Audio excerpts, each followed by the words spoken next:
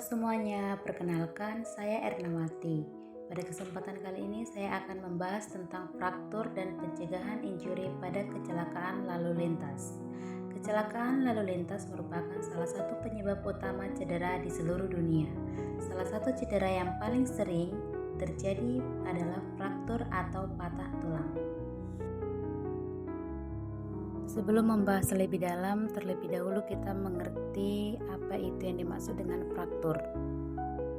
Jadi fraktur adalah kondisi terputusnya kontinuitas tulang baik sebagian maupun seluruhnya akibat tekanan atau trauma.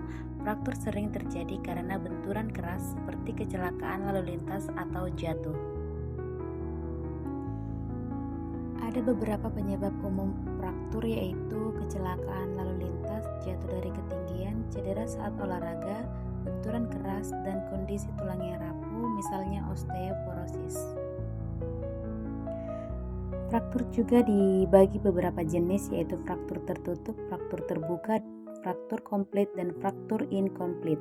Fraktur tertutup yaitu patah tulang tanpa luka terbuka, fraktur terbuka yaitu patah tulang disertai luka terbuka, fraktur komplit yaitu tulang patah menjadi dua bagian atau lebih, dan fraktur inkomplit yaitu tulang tidak patah sepenuhnya. Tanda dan gejala fraktur ada beberapa yaitu nyeri hebat pada area cedera, pembengkakan atau memar, perubahan bentuk atau deformitas, sulit atau tidak dapat digerakkan, dan terkadang terdengar bunyi krek saat cedera. Ada penanganan awal yang dapat dilakukan pada fraktur yaitu mobilisasi atau menahan posisi tulang agar tidak bergerak, hindari menggerakkan bagian yang cedera, gunakan bidai jika tersedia, hentikan pendarahan dengan kain bersih, dan segera bawa ke fasilitas kesehatan. Pencegahan injuri pada kecelakaan lalu lintas. Kecelakaan lalu lintas merupakan salah satu penyebab utama cedera dan kematian di dunia. Cedera yang terjadi bisa ringan hingga berat seperti fraktur, cedera kepala, bahkan kecacatan permanen. Oleh karena itu, pencegahan injuri menjadi hal yang sangat penting untuk menjaga keselamatan diri dan orang lain. Pencegahan cedera akibat kecelakaan lalu lintas dapat dilakukan melalui beberapa upaya yaitu: yang pertama, kendaraan menggunakan alat pelindung diri seperti helm standar bagi pengendara sepeda motor.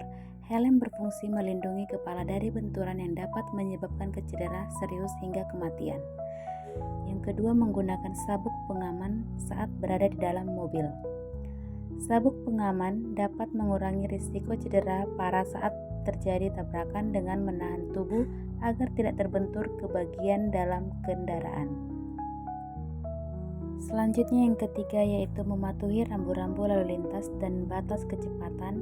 Berkendara dengan kecepatan tinggi dapat meningkatkan risiko kecelakaan dan memperparah cedera yang terjadi.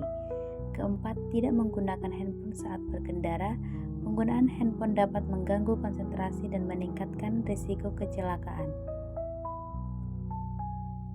Kelima, tidak berkendara dalam kondisi mengantuk, lelah, atau di bawah pengaruh alkohol dan obat-obatan.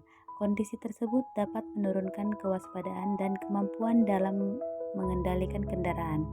Keenam, memastikan kendaraan dalam kondisi baik dan layak jalan seperti rem, lampu, dan ban. Kendaraan yang tidak layak dapat meningkatkan risiko kecelakaan. Yang terakhir yaitu meningkatkan kesadaran dan sikap hati-hati saat berkendara, serta menghargai pengguna jalan lainnya. Dengan menerapkan langkah-langkah tersebut, risiko terjadi kecelakaan dan cedera dapat diminimalkan. Peran perawat. Salah satu peran utama perawat adalah memberikan edukasi kepada masyarakat mengenai pentingnya keselamatan berkendara. Edukasi ini dapat dilakukan melalui penyuluhan kesehatan di sekolah, komunitas, maupun fasilitas pelayanan kesehatan. Materi yang disampaikan meliputi penggunaan helm, sabuk pengaman, serta pentingnya mematuhi aturan lalu lintas. Jadi kesimpulan dari materi ini yaitu fraktur merupakan cedera serius yang sering terjadi akibat kecelakaan lalu lintas dan dapat menimbulkan dampak yang hebat jika tidak ditangani dengan tepat. Pencegahan cedera singkat penting dilakukan dengan mematuhi aturan lalu lintas, menggunakan alat pelindung diri, serta berkendara secara aman dan bertanggung jawab. Peran perawat dalam edukasi dan promosi kesehatan juga sangat penting untuk meningkatkan kesadaran masyarakat. Mari kita utamakan keselamatan dalam berkendara demi melindungi diri sendiri dan